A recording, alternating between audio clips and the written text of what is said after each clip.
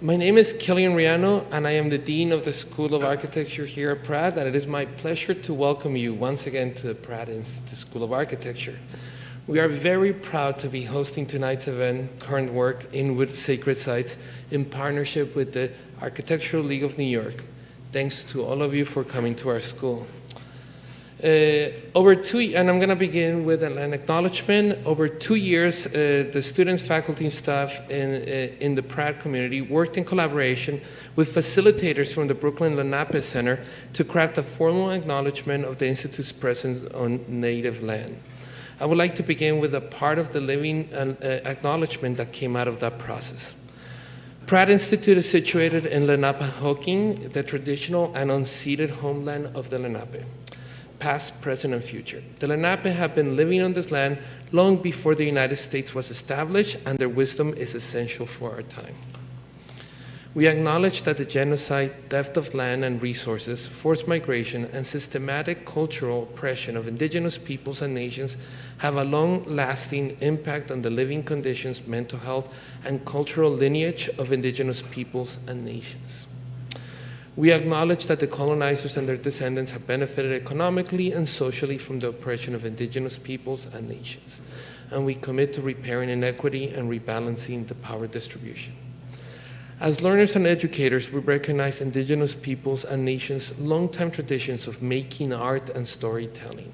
We acknowledge the significance of their creativity and how often they are recognized as artists, designers, and writers, while their culture is appropriated and taken by other artists, designers, and writers. Only when we are informed of our past can we collectively envision our future. We begin by properly naming the land we reside on and recognizing ourselves as involuntary immigrants to this land. Involuntary. We will actively work to challenge the legacy of settler colonialism, undo its extractive and exploitative land practices, and express gratitude to the stewards of the land and water who came before us, and honor their descendants who are here today. Okay, now on to tonight's event. I believe it was back in late 2021 when I contacted my friend Mark Gardner to have a catch-up session. It had been a little while.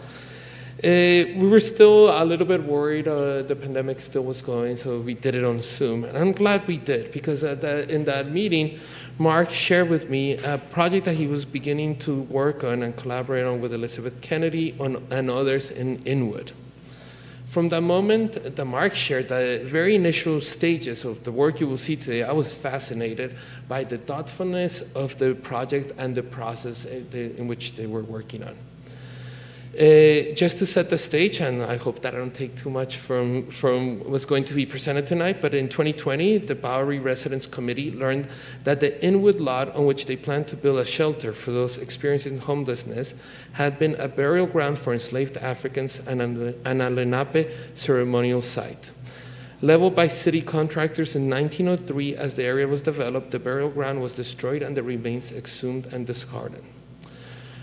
The Inwood Sacred Sites project emerged from a need to acknowledge and honor the history of the land as a site of colonial violence, according to the group. Made up of a design team, a community advisory group, the BRC, and the Dyckman House, the Sacred Sites project is dedicated to bringing space and to honor and make visible the lives of those who were lost. Tonight you will meet the design team, JAKLITSCH, Gardner architects, Mark Gardner leading for tonight, Elizabeth Kennedy and the Elizabeth Kennedy landscape architect, and Joe Baker, an artist and executive director of the Lenape Center. We are sad that Joe couldn't be here today. We'll watch a video from him. This would be the third fall in a row that he is with us, and we're excited always to have Joe with us. They work closely in collaboration to craft a spatial narrative for the new center that recognizes those who once inhabited the land and reflects the site's complex history and fosters community interaction. So today, first, we're going to have a conversation on the historic and cultural background of the project by Peggy King Jorde. Joe Baker, we will watch a video that he has shared with us. Then Elizabeth Kennedy will present. Mark Gardner will then present. And then there will be a collaborative presentation of the scheme. Then we will have a little Q&A. I've already been told that people want to ask questions of each other and this collaborative process, so we'll do that. And then we'll open it up to questions. Finally, this program is supported in part by public funds from the New York City Department of Cultural Affairs in partnership with the City Council and by the New York State Council on the Arts with the support of the Office of the Governor and New York State Legislature. And of course, none of this would be possible without the members of the Architectural League of New York, whose ongoing support makes the League's public programs and other initiatives possible. For more information and to become a member, please visit the League's website at arcleague.org.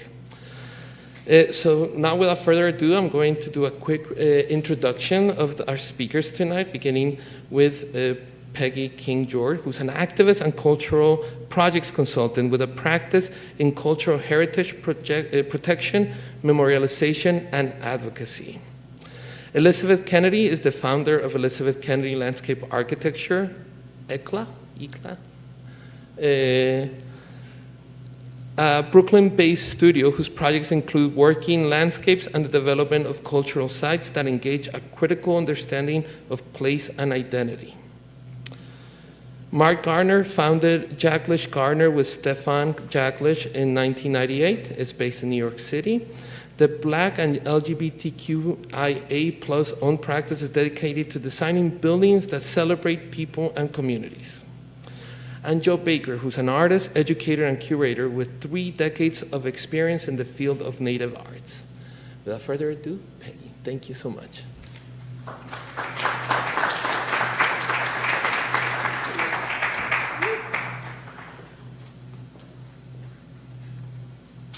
Good evening, everybody. Thank you for having me. My name is Peggy King Jorde.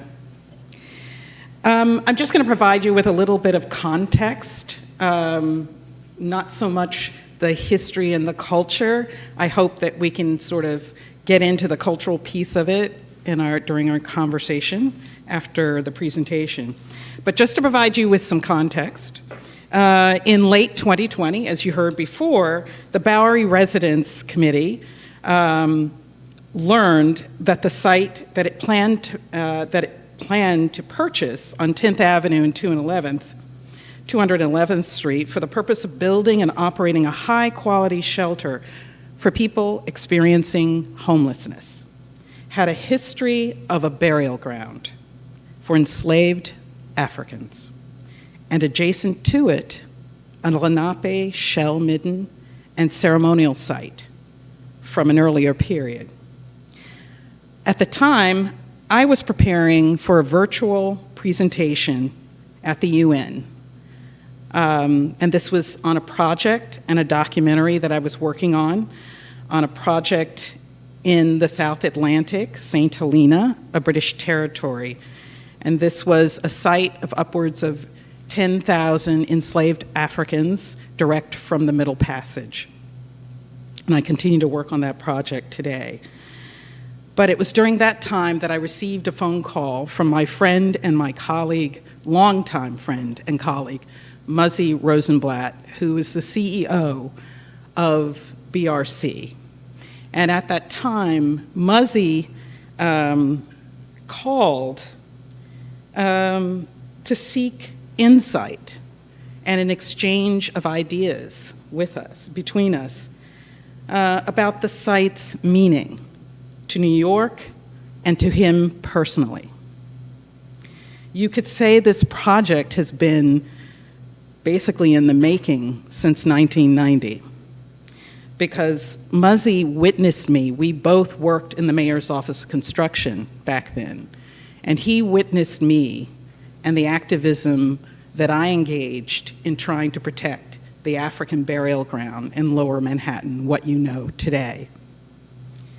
So he also saw the results of the hard-fought energy, realizing a memorial and an interpretive center on the site. So now, 30 years later, he felt compelled to call upon me for some insight. And we had a really productive, a really fruitful conversation, and certainly one that I was very excited about and very moved by because of his own personal reflection. So, as a result of our conversations, and BRC invited me to speak to some of the members of their board, members of their staff, and first of all, members, Black and brown members of their board and staff, because this is important to kind of get a sense of what my community, our community, was feeling, how we were feeling about the site.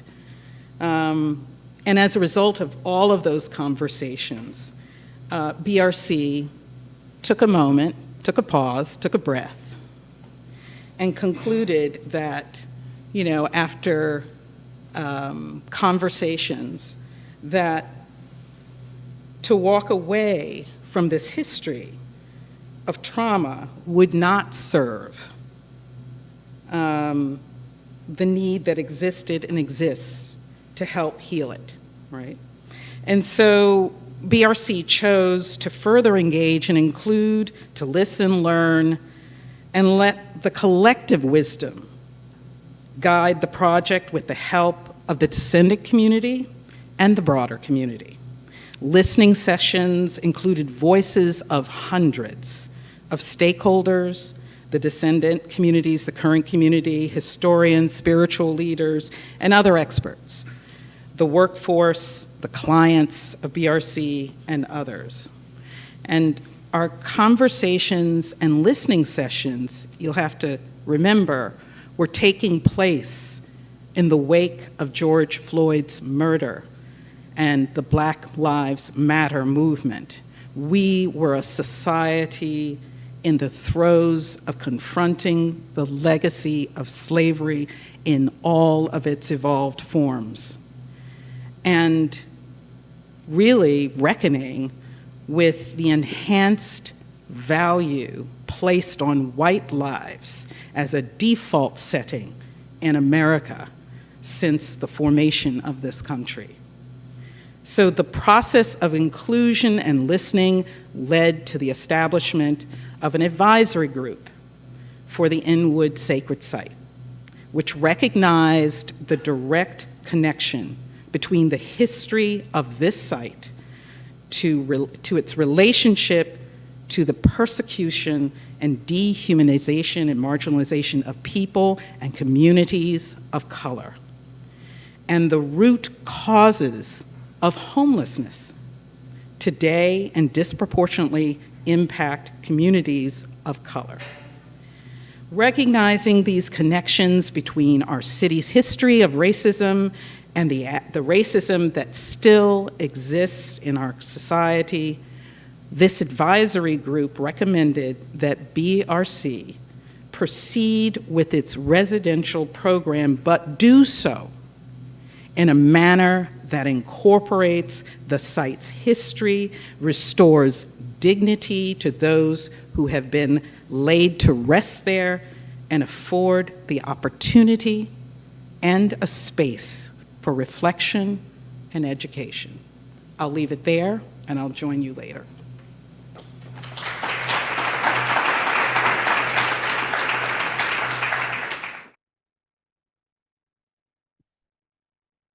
Natakekulue, yuka in the lakwe, nula lindam ili payak, nula wensi wemikaman.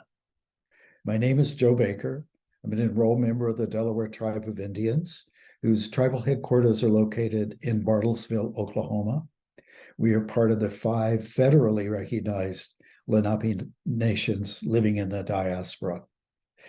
And I'm here presenting today through the generosity and the sacrifice of my family and my ancestors, which I wish to credit. I'm a member of the Simon White Turkey family who arrived in northeastern Oklahoma Indian Territory in 1867 from the last Federal Reserve of the Lenape, the main body in Kansas. I recognize my 3rd great-grandfather, Captain Anderson Sarcoxy, who signed the Treaty of Greenville in 1795. My fourth great-grandfather, Captain White Eyes, who in 1778 negotiated the first treaty with the newly formed United States government, the Treaty of Fort Pitt, which was to establish an all Lenape state with representation in Congress. He was assassinated by the US militia that same year. My fifth great-grandfather, Netawatys, or King Newcomer, who signed the Treaty of Conestoga in 1768. My sixth great-grandfather, Chief Nudamus, who signed the confirmation deed for the walking purchase with the sons of William Penn in 1737. He signed that under protest. And my seventh great-grandfather, Tamadin, who signed the first treaty, the Treaty of Sakamoxon in 1682 with William Penn. In my right to speak for my descendants and ancestors, I declare today that we are in Lenape-Hocking, the ancestral homeland and territory of the Lenape. And this place still holds the memories and the spirits of our Lenape ancestors. I welcome all of you today, as has always been our Lenape way. We are the grandfathers and the peacemakers, having survived generations a genocide. We welcome you. So it's with great pleasure that I speak to you today about this project in Inwood Hills Park. It's a project of great passion and interest for certainly Lenape Center. I might add that I'm co-founder and executive director of Lenape Center, having established our efforts in 2009 to push back against our erasure in the homeland. I was invited to participate in the project because all of Manhattan is certainly the spiritual and territory of the Lenape. And it was of interest to the development corporation to really bring that cultural awareness to the project, along with the African burial grounds, which were identified there through archaeology. So working on the project and initially as a cultural consultant was an absolute joy. There's great passion for the project and tremendous expertise, which came through the landscape architect, the architects, and the cultural bearers of that particular community. And now, moving forward in time, I've joined the creative team, and we began to fashion ideas for the interior of the space. The project that I'm working on is a wall screen, which will be in the interior of the space. And my goal for that is to bring the exterior elements, the flora, the fauna of Inwood Hill Park to the interior of the space. And that's what I'm working on presently. You'll see the sassafras sleeve as expressed in not only my paintings, but also my beadwork, which you'll be seeing today. And it's that shape, that iconic shape of the sassafras sleeve that will be incorporated into the interior of the building itself.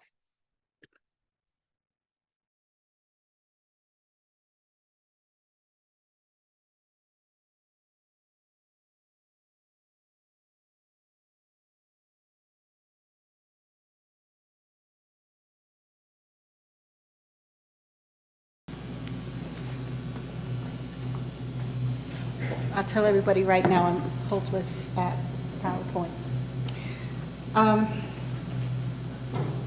When I was approached to work on this project 2 or 3 years ago, the weight of the responsibility was incredible. Luckily, Peggy was one of the people who reached out. and sort of set the table, I would say, for what was to come. And I know that Mark is going to go into a lot more detail about I think, what I would call the context and the sacredness of the project. But I wanted to sort of take this opportunity to talk to fellow practitioners about the actual process of doing this kind of work. And so I said here, with Inwood Sacred Sites, we would talk about a sense of earth. Now, I've been, for the past 3 years, talking about a number of projects, most of which you will recognize again here. But as a practitioner, as a landscape architect, as somebody who has a particular sort of focus or bent, what I try to do, and what enables me to, I think, approach a lot of this work respectfully, is that I'm always targeting a sense of earth and the idea of connection to earth. It's a very basic sort of approach. So even when we're talking about rooftop agriculture, or in working with Peggy regarding the African Burial Ground National Monument, the idea of what the earth has been, what our connection to it is as form, what it means, the accessibility of that sort of primal connection is very, very fruitful in terms of the discussion and where things could go. And here, the mounds that we have here have an interesting history. First of all, Peggy and I have an ongoing debate about the meaning of the mounds, but this is what is also involved in this work. But we wanted to make sure that the idea of the collect pond was recognized on this site. If you know the burial ground itself, you know that the actual memorial, the monument, is actually only a fraction of the larger area that was the collect pond. And the collect pond in the earliest periods of colonial settlement was known for its verdancy and its beauty, but by the time it became incorporated in the growing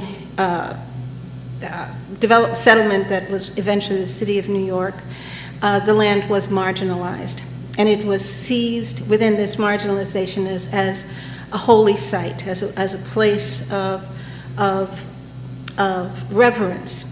And so we wanted to make sure that the land could be noticed, that it had some texture to it, that we understood that the landforms that were lost with urbanization were found on the site itself. And even in the course of the studies for the burial ground, we were very, very adamant in trying to make sure that the topography was telling the history of the site and the aspect of connection related to honoring and treasuring the dead.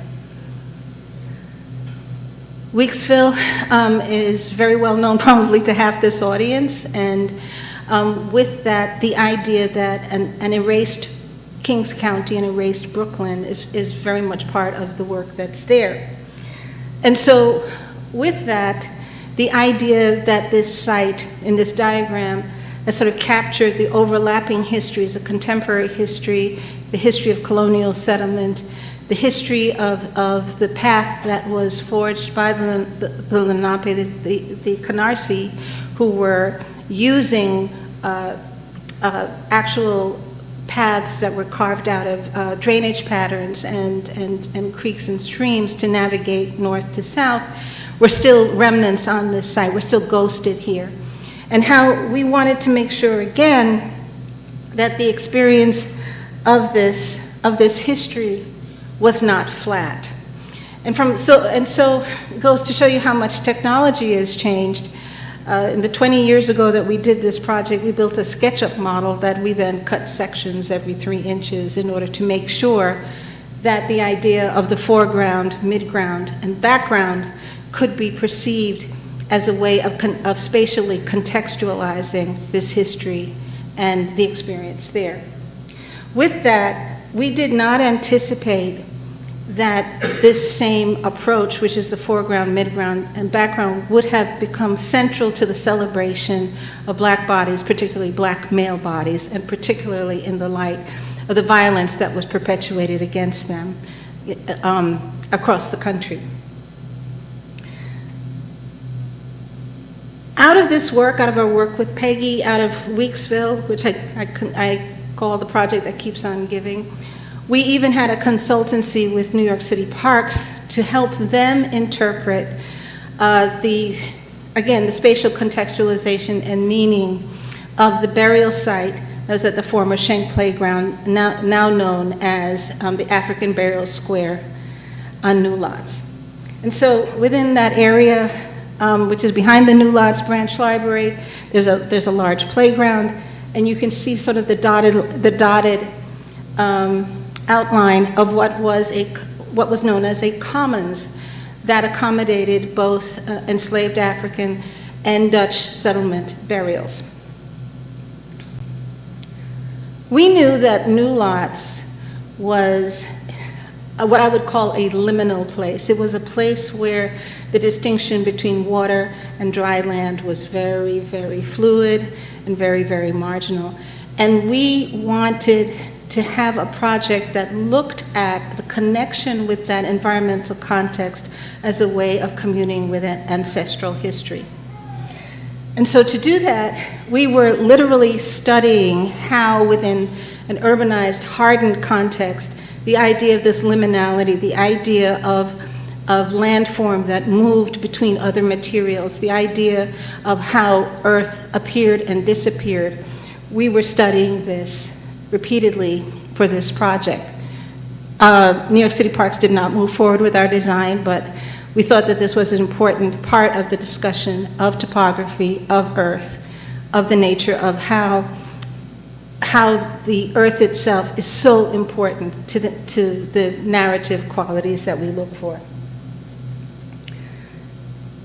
And so we come to the Inwood Sacred Sites. And this is a picture in vernacular English. It's called split rock, but the Lenape, the proper term, is the Tahi Tewe rock in Ramapo, New Jersey. And this rock and this property was actually returned to the Ramapo very recently through the initiative of a conservancy there. But what we were looking at when we started to work with BRC on this project were the clues and the cues that we could take from Lenape material culture as well as the material culture of enslaved African and African burials. And with that, if you don't know, this is the site, and maybe Mark will also have this map, and its proximity to an elevated train in New York City Transit, and the historical image of the site under desecration, I would call it, rather than development. The solid red line shows the site of the BRC site contemporarily, and the adjacent larger burial ground that was used for the colonial, I don't want to say masters, but the colonial owners there. As the project evolved, the actual space that is focused on the recognition and ceremonial embrace is actually quite small. It is smaller than this room. I think it might even be smaller than half this room. But you can see that 2/3 of it is an interior space and 1/3 is an exterior space. And so one of the things that we were grappling with in all of the technical challenges was how to actually bring into a meaningful and not necessarily symbolic fold a story that was very dense and layered. In our work, our initial collaborations, the architectural and myself as a landscape architect, the team, we're looking at, first of all, the constraints that we had in that the building site itself is sloped. The main entrance is 5 feet below, I think it's 5 feet below the point of entry, or the highest point of the property itself. And with this split within the interior, within the building interior, how that created an opportunity to force the experience of the space down. And we were looking at a way of getting as low as 6 feet under, because 6 feet under is our point of interment. So with that, the idea that when your perspective was forced down as you entered the space, and then it opened as you entered the courtyard, was very much part of the way the individual design work sort of evolved between Mark's office, myself, and at that time, Chris Cornelius of Studio Indigenous. And Chris's element, which was obviously a very large totemic piece that really occupied and made its presence felt within the courtyard, demanded that we again look at how there was an element that would bring this exterior space, this element, and the interior together. And for me, that became literally the floor, the ground plane, how this continuity could be described. As you can see, with that, the opportunity to actually then begin to recognize the three histories became a challenge on many levels. And actually, with all of this work, you find that there is an aspect of the story you didn't know, or an opportunity, or what I always called a linchpin, something upon which the story turns. And Peggy came and shared that she was beginning discussions and negotiations with the American Museum of Natural History to restore to the site some of the remains that had been removed more than a century before. And so with that gave us an opportunity to start to relate what Chris was doing with his sculpture and the oculus that he was describing and the condition on the ground. And we were able, in that preliminary stage, looked at a way of making sure that the embrace that Joe described as the spirit of Lenape in his introduction sort of came down and engaged an opportunity for reinterment on the site. And so this, I guess I would describe it now, sort of historical example of what that relationship could be was looking again at the aperture down, and how the form of the sculpture began to inform the approach to the reinterment signifier, I call it. But I'll be candid. Chris moved on from the project, and with that, now we had a way of thinking about the actual mound that was created a little bit more, I would say, assertively. And what we thought we would do is actually suggest, rather than replicate, the historic conditions of the Upper Manhattan ecology and its context, very, very simply in terms of the envelope around the interment. So this is what we were looking to do.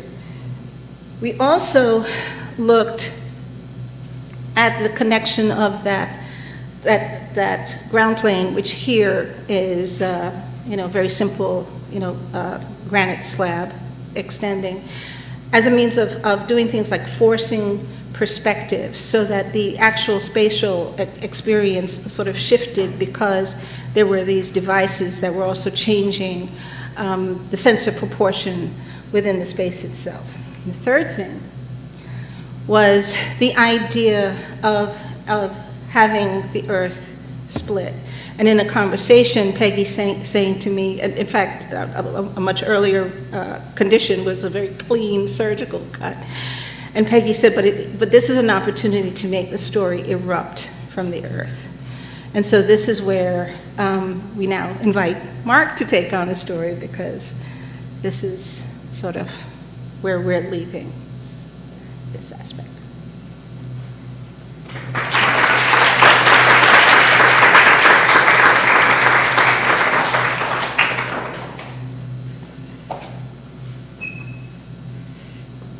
Good evening.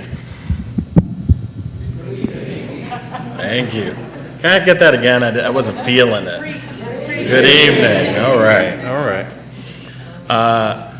I want to thank the Architectural League, Pratt, for the invitation to speak and show this project. That I get a little nervous. The project's in process, as Elizabeth was talking about. We're incomplete at best.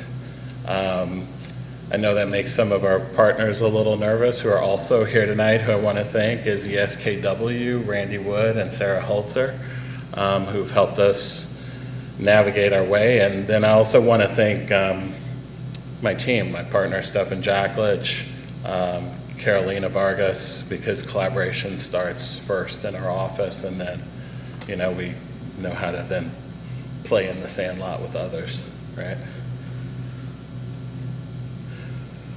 I want to talk a little bit about, as Elizabeth has, about our sort of approach. So I think what's very interesting, what's very strong about the team is we each have our own approaches to how we think about the project, about how what's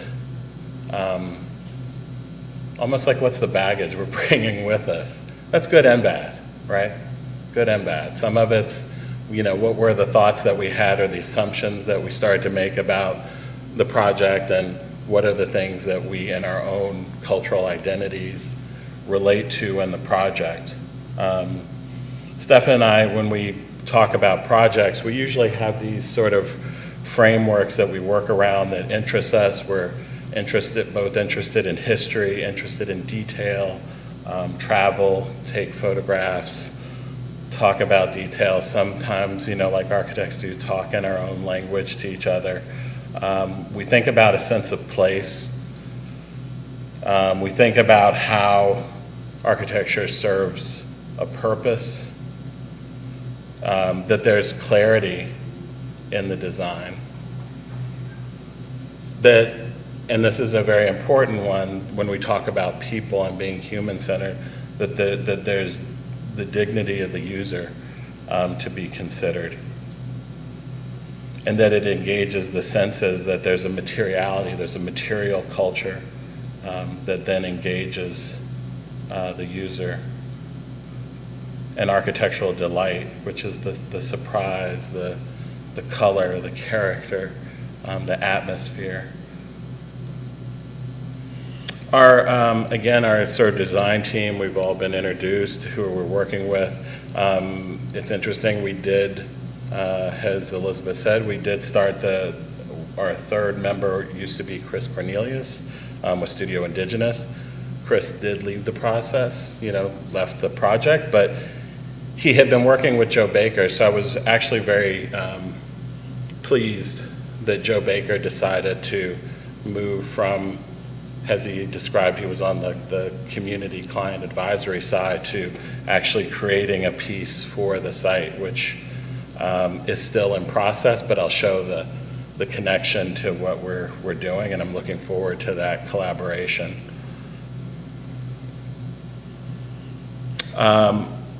So I'll tell a little more about the site. This was the sort of the auto repair, auto parts shop that was the original site of the building between 211th, 212th, along 10th Avenue.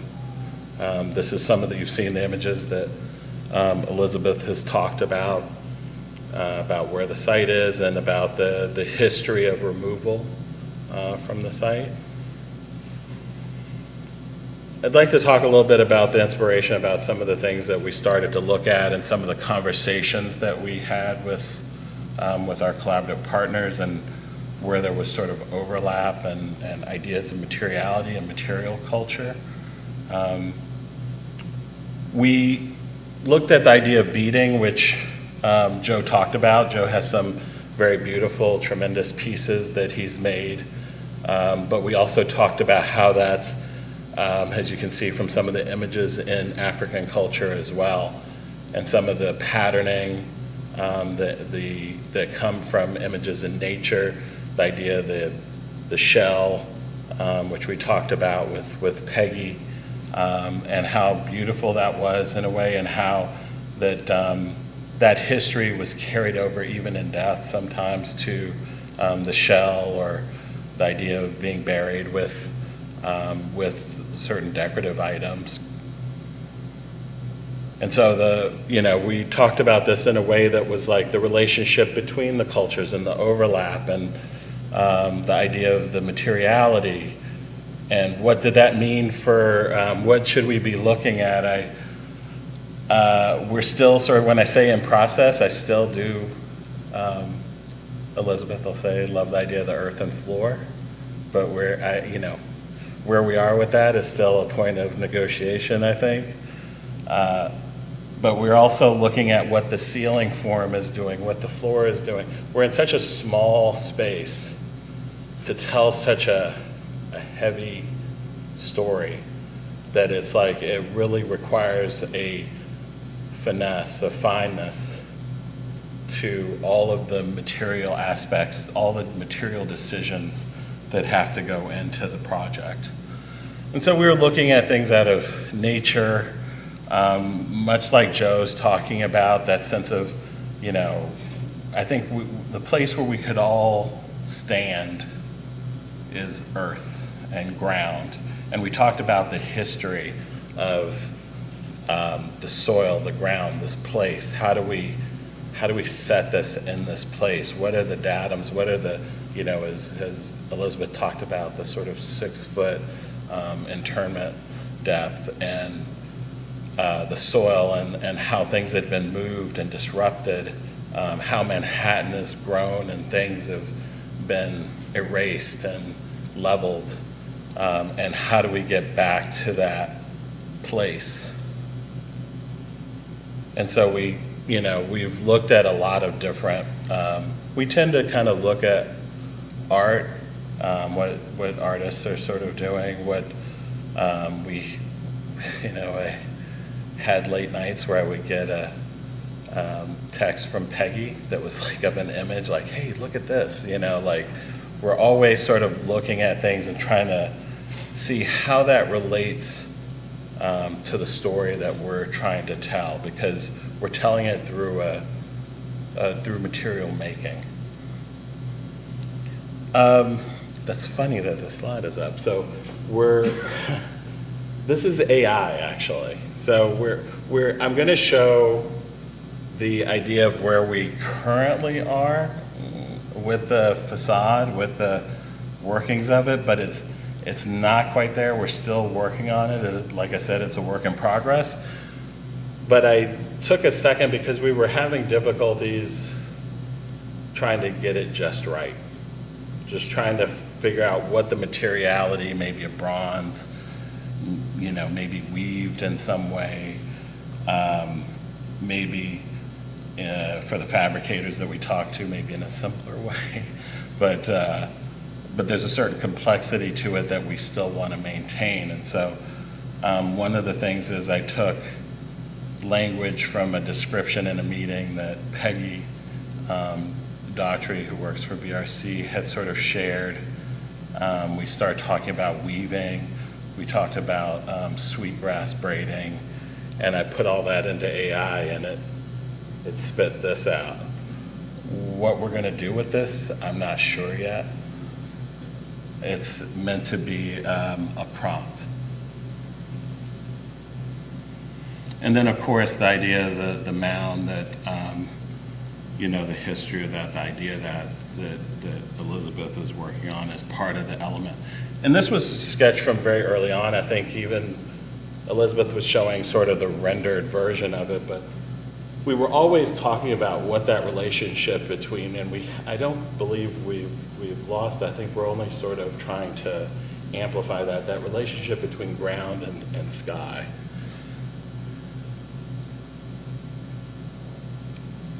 So And before I get into this and start showing it, one of the things that, you know, I should probably introduce myself a little more. When I was invited to the project by Elizabeth, and she was like, I'm working on this really fantastic project. I think you would really be a good fit. We work well together. And it was funny because of the timing, the way kind of life works. I was just joining at the time a descendants committee from the church that I grew up in Williamsburg, Virginia. And that story is that the original church, Colonial Williamsburg, had relocated the church, a 100-year-old church in 1955, to its new location. That's the church I grew up in. But that church had been lost to time and the churches that had preceded it. And Colonial Williamsburg ended up with the prompting from the church and the Let Freedom Ring Foundation, which the church formed as a 501c3. They ended up like prompting Williamsburg, the College of William and Mary, to do archaeology on the site. On the site, which was a parking lot for Colonial Williamsburg, they found 62 graves. My ancestors. I'm a descendant of the founding family, so some of those graves were people probably related to me. So, you know, when I was invited to this project, it's, you know, it's that understanding that we all kind of have that history, that there's something that we've lost, and something that's been a mystery and that it's an incomplete story that needs to be told.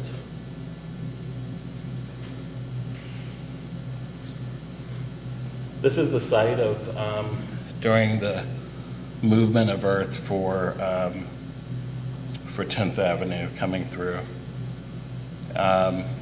We started looking at the idea of what this facade, you know, we were sort of prompted and we've been pushed. I could show, Carolina, how many? 50 different iterations of what this is looking like. And we're still not there, but we're being pushed to do better, and we will do better. But we're trying to get there and try to find what's just the right language to start to be a call out, right? An invitation to this site that works along the facade. That's the first thing you sort of encounter as you come to the sacred site.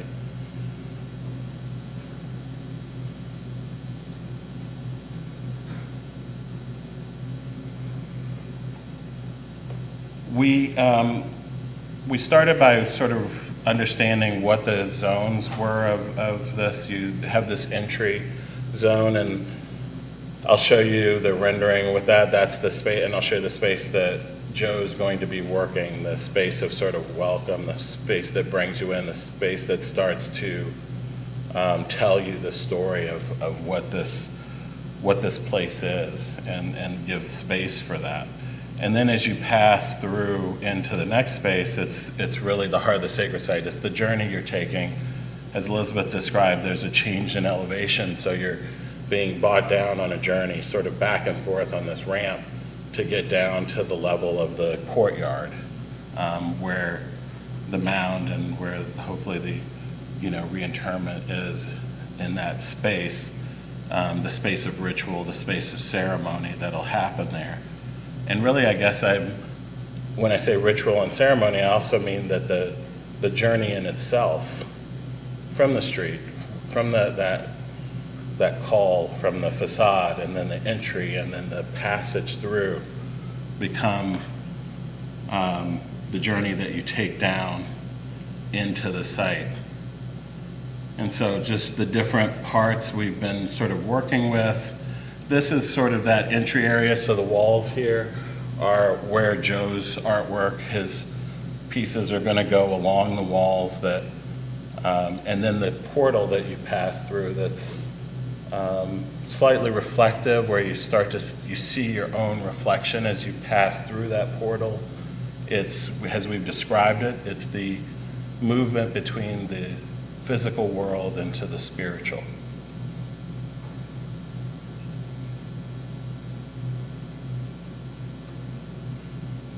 And your focus is, as you enter that portal, is always toward the mound. As you move down the ramp, you're surrounded by these niches. There's 36 of them, representing the number of grave sites that we have from the map, with these reliquaries that are representative of those who had been buried there. And it allows people to have a sense of perhaps of understanding of what this place is, a communion in a way, as you move through. These are some of the idea of the reliquaries that we're still sort of starting to understand how these pieces are made and lit. And then the idea of how you come into this space of ritual, this courtyard where the light, we've been running studies to look at the time of year and light and how the light, where the most light is sort of falling and where we place the mound. There's still decisions we're making the size of the mound and, you know, the work of how the space might be used or might have ceremony happen within the space. And so the idea of looking back through of the journey that you've sort of taken, that you're in this space with the mound, with the sort of what's happening at the street sort of meeting you at the wall here as a backdrop. Yeah. So this is sort of where we are. I'll leave it at that for discussion. Yeah. Thank you.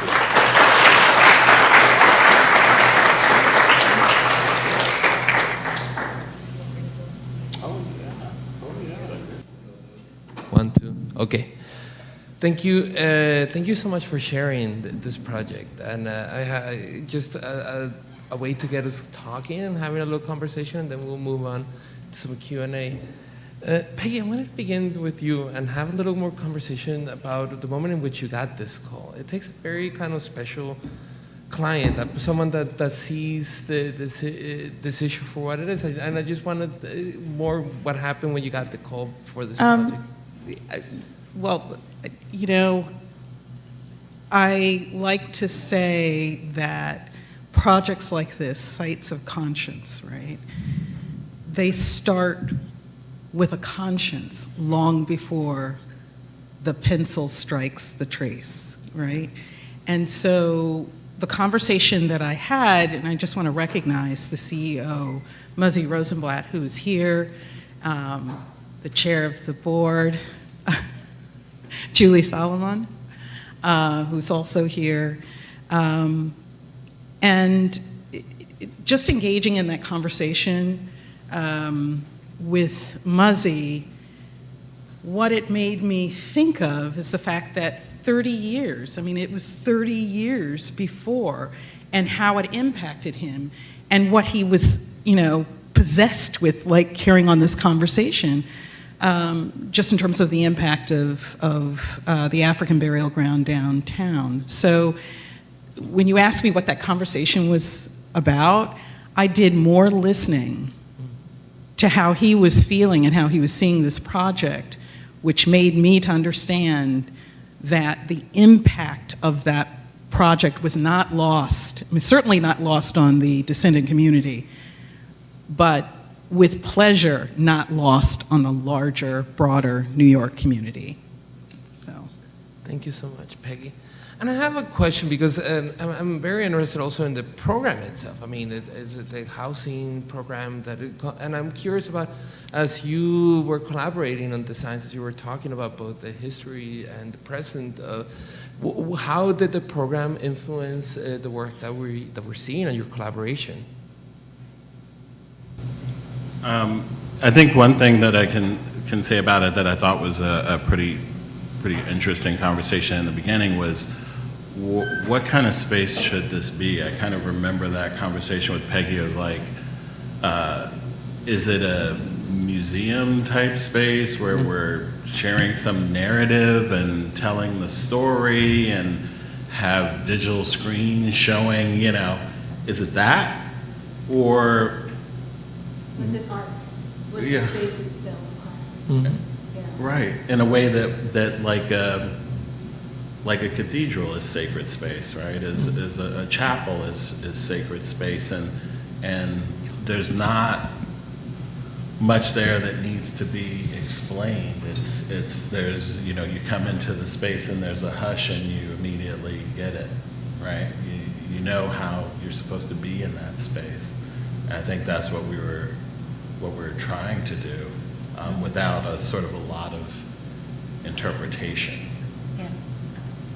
Yeah. And there was always the sort of the importance of the space within the context of the shelter was always, you know, foremost. That how would the space connect or not to the larger shelter?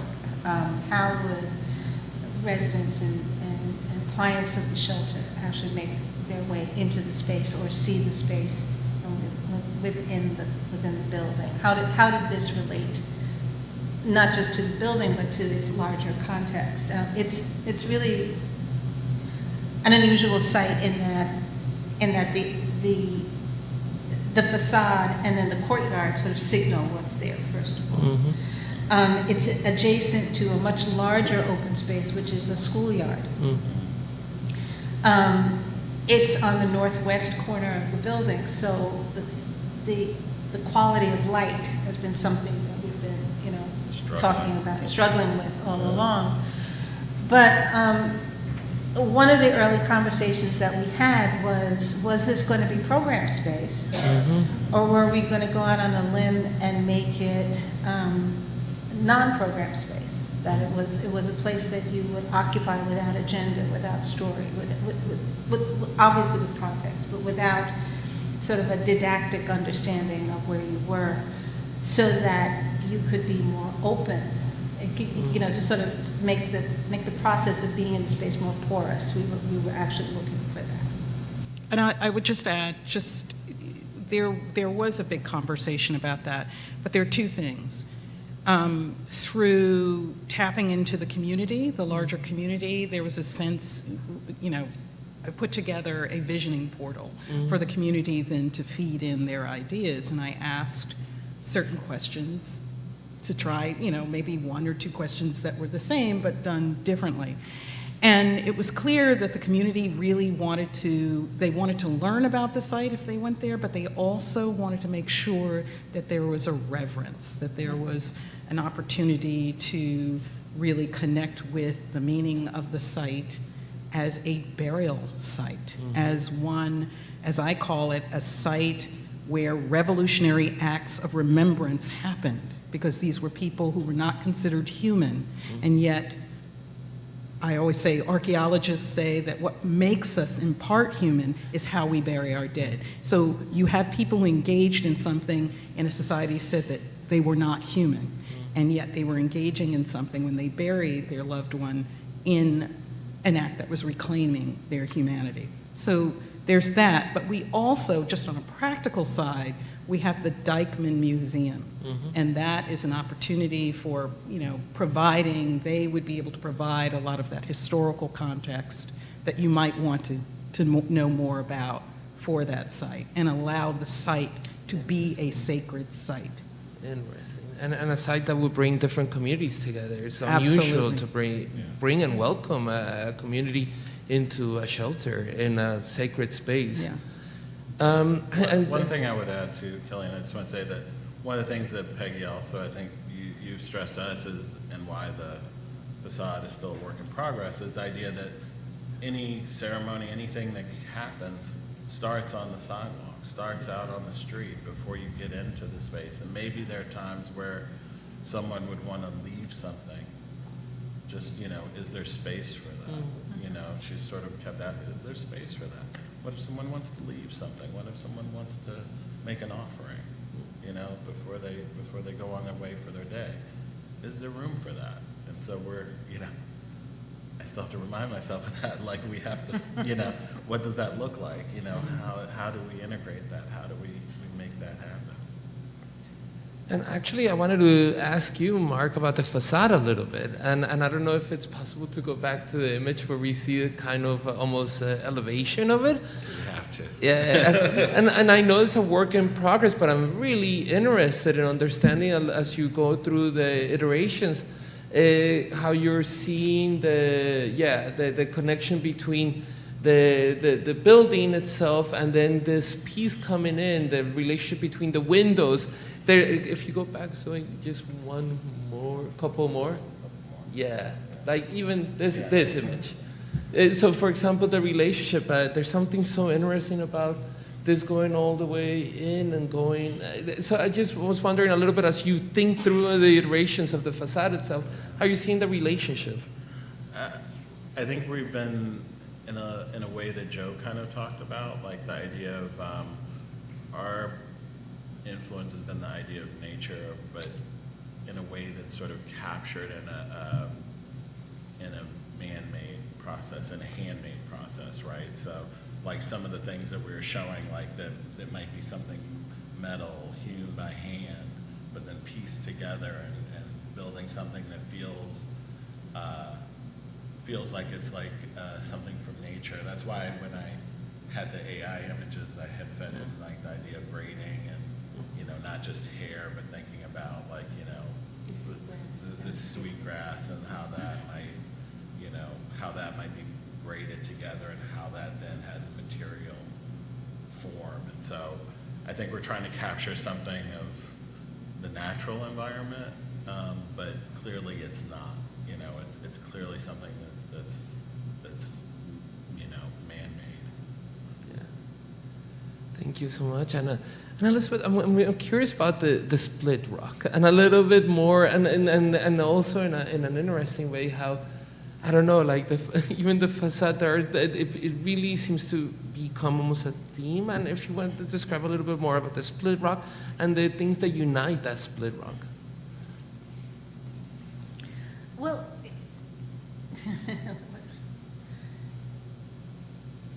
I wanted to put this in this context because when you borrow imagery, first of all, you have to be absolutely respectful. And I know personally as a designer, in using an image as an inspiration, I'm also trying not to be symbolic. And that's my own take on things, you know. So the idea, and we were trying to explain this even in the office, that the earth would split so that you're not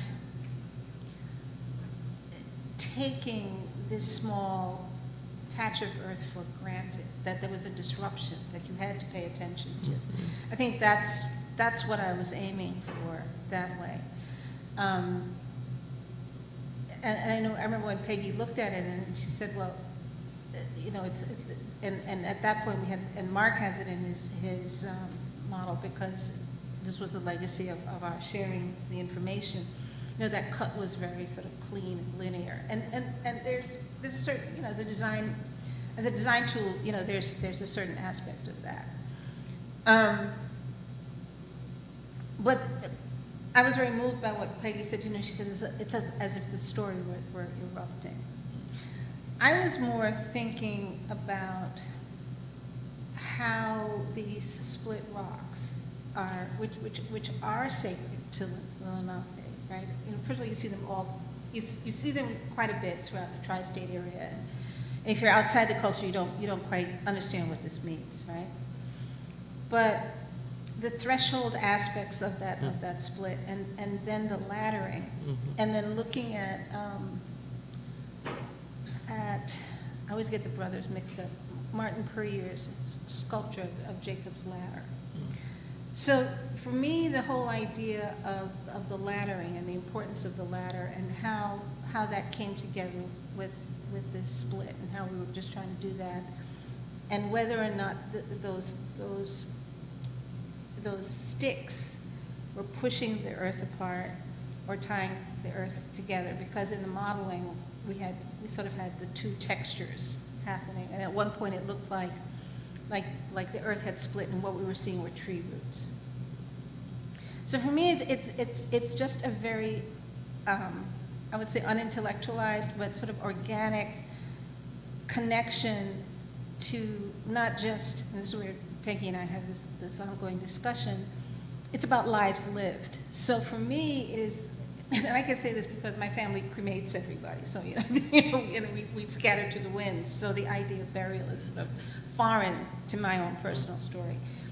But recognizing lives lived to me is a huge part of the story that also needs to be contextualized. And so I'm opportunistic in doing the work and trying to do that. And I had a follow-up question for you, Elizabeth. I was very fascinated by you talking about the tiling itself and perspective and beginning to really think about the relationship, your perception while you're in here, especially in a space that's very linear, yet the design forces a lack of linearity. And then I wanted to learn a little bit more about the tiling and this perspectival effect that you're creating. The theater part of it? Yeah. So can we go back to sort of like the plan view that we had? And my slide, yeah. So all the way back to, like Jimmy Castor, go back. Okay, we just shot past it, okay. Well, the plan, go back. All right. There. Actually, this is why architectural graphics are so important. We're actually forcing the perspective. You see the lines of the wall, and it started with the interior treatment, but we extended it outwards in such a way that we're forcing the perspective to actually give the illusion of distance. Mm-hmm. And each one of those tiles, if they were cut, is actually on the perspective line towards a vanishing point that is way beyond the site. So what happens is that when you are within the space looking out, the mound seems further away. But when you are in the courtyard looking back, the sacred space is close. So we were trying to do, even within a space that's 19 feet wide by 30, to try and use design devices in order to force that experience. Really interesting. So the floor plan kind of floats in the courtyard, and then the areas that are actually more rock on it that are actually recessed. So it's almost like a plane, a deck. So we try to make the elements as abstract as possible. And can I ask you, Mark, if the architecture then reinforces, or how does it work with that perspectival effect? Yeah, we are following that. I think we've even sort of have our walls like, Angling in to sort of follow that. Yeah. Vanishing. Create a fixed round land. They're beautiful. So, and obviously the next step, I know this is still a work in progress in many ways, and I'm wondering if you have ideas. How final is what we're seeing? Where do you think the collaboration is going to go next? Well, I will say one thing, the building is in construction. So there are, I think Sarah knows from ESKW, they're sort of like finite in their things they're doing to kind of set the height, the slab, so we're, I think we're rushing, struggling to try to keep up and make sure that we're getting some of these things in, but as we put them in, we're sort of, really setting them, and then that's what we'll sort of have to work around or work through. So what you're sort of seeing is some aspects are in schematic or conceptual and in schematic, and some are in design development, and some are in construction documents, and some are in construction. So it's like it's in different levels. It's at Interesting. different levels of development, and it's all rushing to sort of catch up, but also taking the time to still be considered, and Yeah. you know, because this is, like I said, this is important that we get it Yeah. right. So. You know, I was just going to say, what's unique about this project and what the biggest challenge is that you're talking about marginalized communities of two different groups and trying to pull the spirit of those communities together, right? In a respectful way and with integrity. And I would say, just to sort of, especially I think it would be important for designers, in the very beginning it was really tough. It was sort of like, well, this is what we do, and this is what we do. Well, this is a burial ground, but this is Lenape land. And so how do you bring those things together, the ideas, these identities together, and do it in a very small space? But I don't have a problem with small spaces. I make it a point of going to see lots of sites of conscience, sites that deal with difficult histories. And what comes to mind is the Anne Frank house. And the most powerful room was the room that she was hiding away, right? The impact from that is amazing, right? So the size for me doesn't matter. But it's really bringing those to the atrocities that happen to two communities, and how do you layer them in a way that respects each of them, but at the same time, there is a kind of common thread that we all have, right? And one of the ways that I began to talk about it, and I'm always saying to the team, you got to make it sing. It's got to sing. Yeah. Oh. I'm sorry, it's just it's not singing yet. Not But one of the things that I talked about was that the actual burial ground was a raised mound, right? And it was adjacent to shell-midden pits, shell pits, which was customary on certain sites, Native American Lenape shell pits. And the fact that this African burial ground actually happens adjacent to these shell pits, so you know that the soil had shells mixed in it. And I come from Albany, Georgia, and I spend a lot of time in cemeteries. And in my hometown, people growing up, people decorated their burials with shells. Now, I come from a landlocked city, nowhere near a beach. But you have big conch shells painted white decorating. And it's because of this association of the African tradition, water will go home by water. And with conch shells, the whole sort of spiral form and what that means spiritually. And the color white, and that's the spirit world. And so the fact that if you look at some of the old photographs of them taking away the mound and digging up some of the shell-midden sites, I immediately start to think, because of the African burial ground downtown, I start thinking about how imagine the African community choosing that site or having that site because it's near the source of shells, and taking that on as a part of what is a part of their cultural tradition.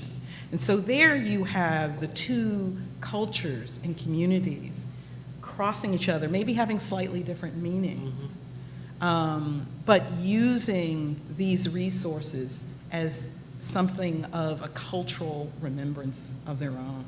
So I think that that's been like the largest challenge, and kind of saying, well, it's an African burial ground. I mean, you're talking about community. The community will say, hey, well, wait a minute, it's an African burial ground. That's where we were buried, right? So which one takes importance? And so that is a real challenge when you talk about that. And again, it happened at the African burial ground in Foley Square Park. New York City Parks Department did not want the sculpture there to be completely about the African burial ground. They wanted something that spoke to the fact that it was the site of the first shot tower. It was the site of something else. And we had to have very frank conversations about, the site or this history being tied to an atrocity. And if you start to understand that, then everything else falls by the wayside. So with this, you have two atrocities, and how do you speak to that with integrity? Thanks so much, Peggy. And I think that actually is a good moment to maybe turn to the audience and see if there are any questions. We have one right there. 1, 2, 3, and 4. And we'll see if we can get to more. Let's start with those 4. Hello, good afternoon or good evening. Wow, a lot is still going through my head, but my name is Fernando Ortiz. I work for the New York City Economic Development Corporation, and I'm one of the project managers for the Harlem African Burial Ground. So I was very curious and interested in seeing what is happening uptown. I'm very familiar with this site because I'm also on the project management team for 2 sites right near here, which is the North Cove and Academy Street Park, which are 2 new waterfront parks that EDC and Parks are building. But when you were talking about the shells, it really resonated with me because at the Harlem African Burial Ground site, one of the things that we found in the first phase of the archaeological investigation was shells, because this site was at the water's edge in East Harlem, and we don't have evidence of it being an indigenous sacred site per se, but we knew that it was land that belonged to the indigenous community, and we found evidence of shells.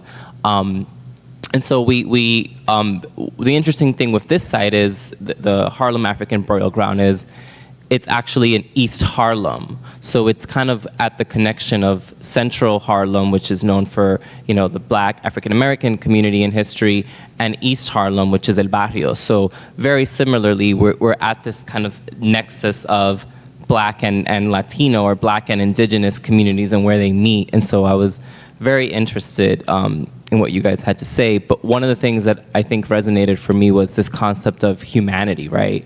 And how do you, whether you were Lenape or indigenous or African or wherever you come from, you were undergoing this humane ritual of internment. And so I was just very curious as to how the community or the Inwood community has responded to, this action of potentially reinterning or having this be a site of that kind of use. Like what were, and I think you hinted to it a little bit earlier, but what has been kind of the larger community's main concern or beliefs around, internment at this site?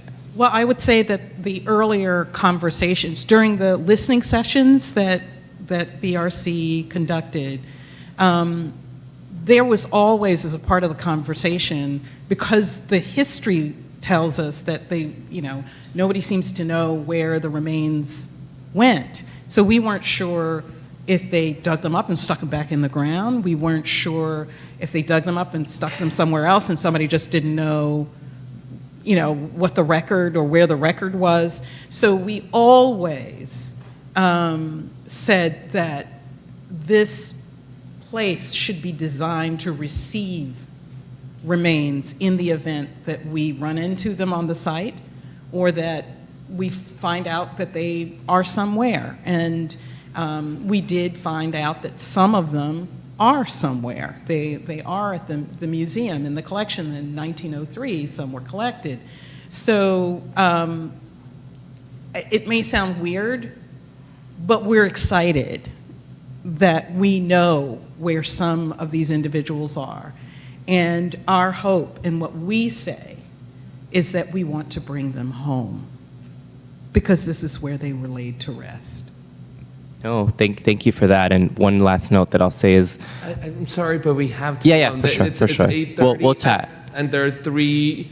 So what I'm gonna do is this. Would the three people have questions mind asking them 1, 2, 3? So one over there, 2 and 3 with Andrew, and then we will answer all three of them at this, as a way to finalize. We have another about.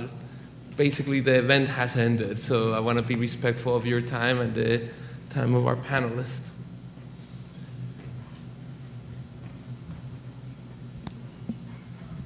Okay, so I'll quickly say thank you all for speaking today. It was a really enlightening conversation and just really interesting to hear about this history of New York that's, probably underneath us in more places than we know. And so, but I know I need to ask my question. So the comment about the multiple atrocities really resonated with me, and how you honor that collectively, the intersection of that.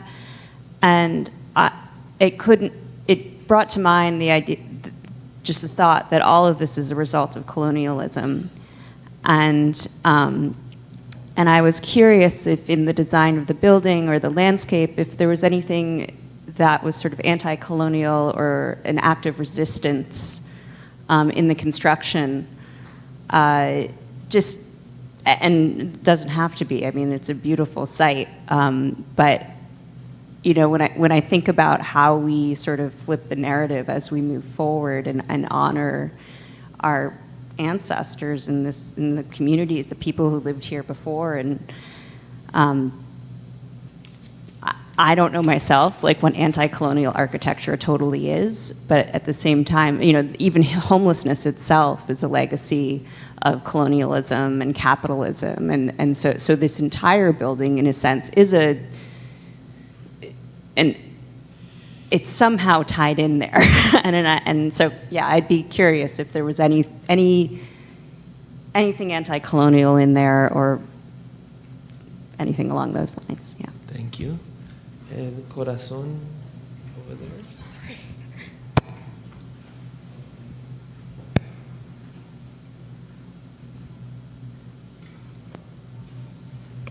Hi, thank you. I'll just stand. I actually have 3 questions, but I'll just pick the one that I really liked. Mark was speaking about the specificity and the choices that you guys were making in terms of the site plan and stuff like that.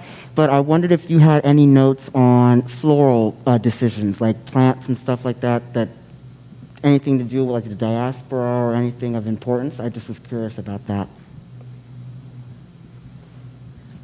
Thank you, Corazon. And Andrew.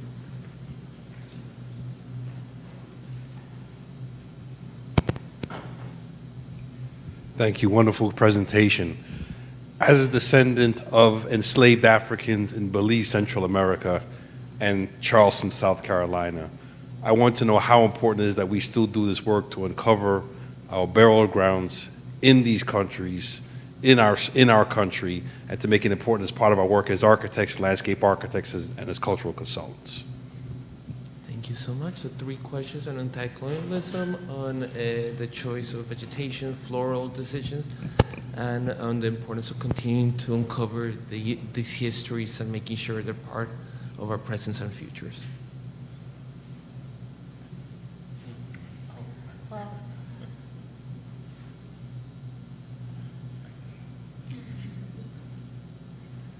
there are so many enslaved African burial sites in New York. It is unreal. Many are under public land, under schoolyards, adjacent to highways. Because New York is kind of unique in that it's a city that reinvents itself, erasure, which happens to be one of my topics, is sort of in the DNA of this city, right? So there was a question earlier about plants and materials. Mark touched on it, I touched on it. I'll go to this question. One of the reasons why I focus on topography is because it transcends the colonial question. And if you focus on topography, you're also focusing on quality of light. So we talk about earth and sky. And in remembering, and Peggy and I had this ongoing discussion, and I was very candid that actually I work on a fair number of burial recognitions, but for me the larger question is the life lived. And with that life lived, there is the recognition of the travesty, not just the tragedy, but the travesty, but also of the survivals. Right? We are surviving because people survive. We are here because people survived. There's more scholarship, there's more understanding, there's more recognition. I was at the ASLA conference, and a speaker there, and I recommend anybody who, if you go on to the web stream when they put this up, there was a speaker talking about essentially retrieving the history of rural and urban Angola, where in Angola, the political structures that organized communal life had been erased by the colonial exercise, and they have to go to Brazil to find it. When I was in school, nobody was talking about this, right? Okay. So the fact that people are talking about it now is a joy. And we should celebrate that because it's not going to go away. Is the city of New York going to be on top of all of its sites? No. No.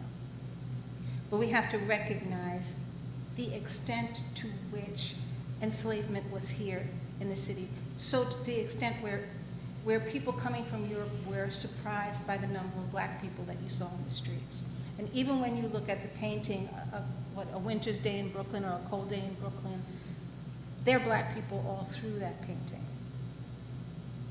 And we don't see it. So part of the pattern recognition that happens with this work is that we will see more and more evidence. Burial is one indicator of community. And that community existed in enslavement, it existed in freedom, but we're seeing more and more of this, right?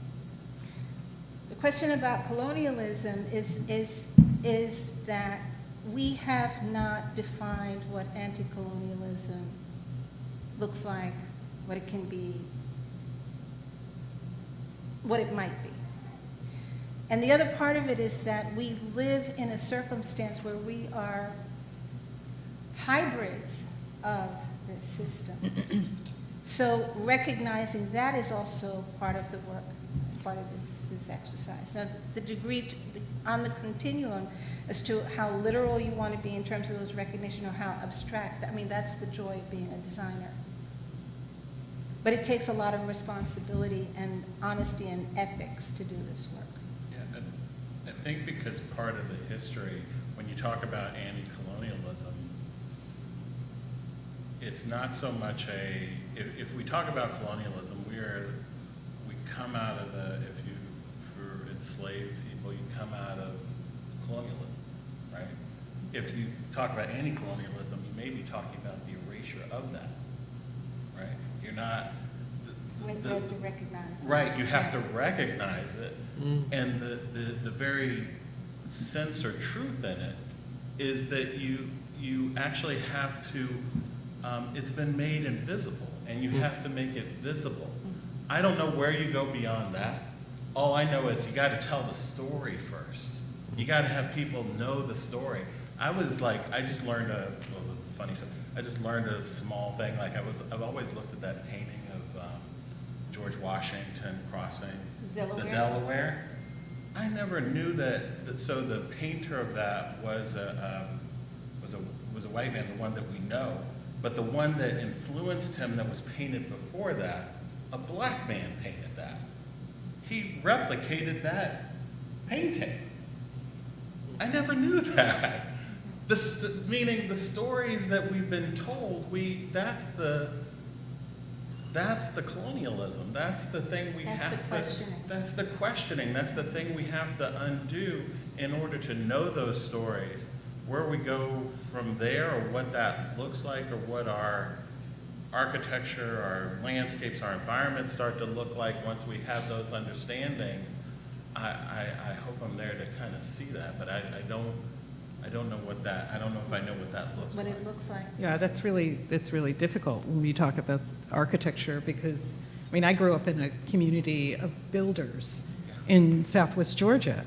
And so they were building what you would call colonial architecture, but it was their artisan work that they threw in their own mojo about whatever it is, whatever that cultural influence was built into it. Now, maybe the European culture didn't get it, but it's there. And for anybody who's visited any of the, like Charleston and some of the other places, when they talk about the bricks, and you have the fingerprints of black children in the bricks, and it may be in a building that's of colonial style, but there is a spirit and the sweat and the blood and a story that is our own. And when you look at the story of the master builders, right, you're also looking at the story of labor, right? Enslaved and free labor, control and absence of control. We tend to have a very reductionist approach to historical narratives, and this is an opportunity to recognize that we can't get it granular enough. We won't know. There is so much opportunity to understand what this means. That if people traveled the lowlands of Louisiana, building all of these great houses, right? And that you were on a team that you were lent to somebody, or you managed that team. There's so many nuances in that actual aspect of that story, and again, what you controlled and what you didn't control. I remember reading about the story of a woman who crossed the line into Pennsylvania, and the way it was put was that she could now control her sexuality. Right? And as a 21st century woman, that was shocking to me, even though I knew the general, obviously the gist, but that statement, right, made it so much more powerful. That in the archaeology for the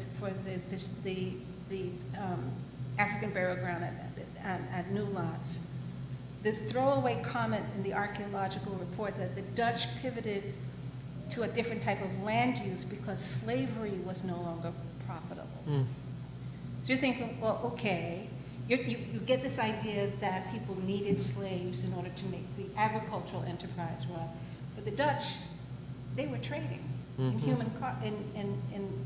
in humans, right? And when emancipation came to New York State, that was no longer an opportunity for them to make money. So guess what? They started growing vegetables. So when you see those shifts and you understand the stories underneath it and you understand what that actually means, that human condition, unfortunately, we're never going to outgrow this. We see this today. You can't look at the news and not understand that we don't see this today. But the aspect of being able to mine this information, to mine it in our conversations with the communities, to mine it with the work with the client, to be able to investigate this materially, our own personal narratives as we write into these projects. All of this is part of these stories. Well, thank you so much. Thank you so much, Mark, Elizabeth, Peggy, and to Joe. Thank you so much to all of you, and to the Architecture League. And